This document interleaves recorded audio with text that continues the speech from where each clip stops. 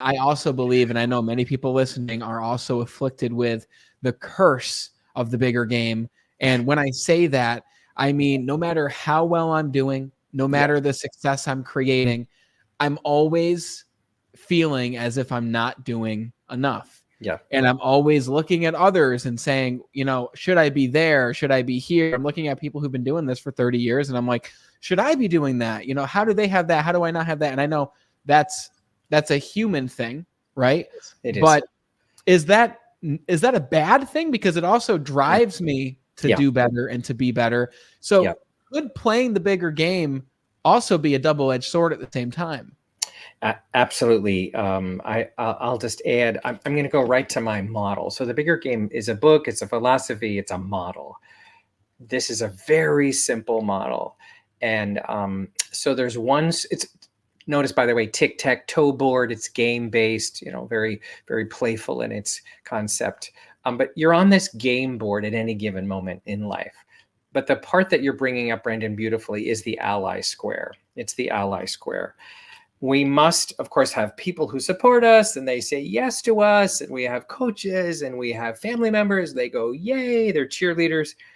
But there's also the people that you look at and you have envy of. And to your point, beautifully said, Brandon, you actually are motivated by the level of playing that they're playing at. It's like playing, I'm a tennis player. You must play tennis with better tennis players to become a better tennis player. So that tennis player becomes an ally. And the other ally that I want to speak to when you're playing a bigger game is the person who thinks you're crazy. Y'all remember Steve Jobs in the Apple stores? Here's to the crazy ones. Remember that poem? Yeah. It was genius. It was the best marketing campaign ever because we all wanted to be the crazy ones. Yeah. Right. So the people who say, Brandon, you're doing a podcast. What are you doing a podcast for? There's 40 million podcasts. What is it going to matter? Yeah, well, it's going to matter to the person who listens to this. It's going to matter. I mean, you have no idea where this is going to go. But what I do know is if you don't do anything, you lead to disappointment. And that is the most challenging emotion to sit with, is disappointment.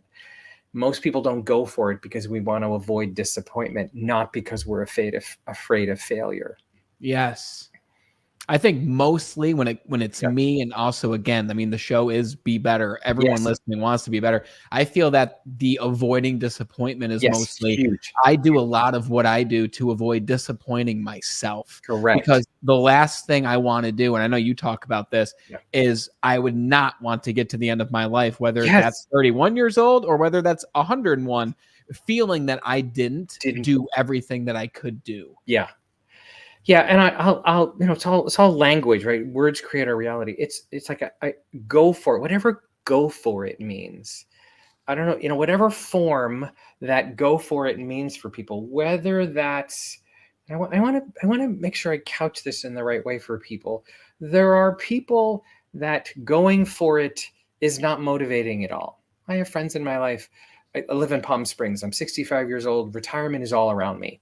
Going for it for probably 80% of this population doesn't exist. They're pickleball, we're golfing, we're having cocktails. There is lovely, no judgment of that, right? And yet there's those people, and I think, I don't know the percentage of the population, but I know, Brandon, you're one of them, and I'm one of them. We're these people that are, I have to impact. I have to impact somehow. I have to.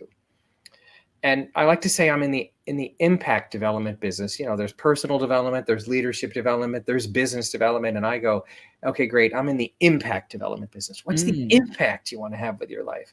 And what's the form that it takes? Podcast, book, workshop. And just to connect the dot, I come out of the acting industry and the entertainment industry, and artists, they are always looking for the form of the next version of their artistry. Always. Like movie, painting, like artist must express. So it's, I know many of you are listening are probably going, well, I'm not really an artist, but think about artists as an archetype. You are here to create something. Maybe it's a beautiful meal for your family, but that's artistry looking for a home.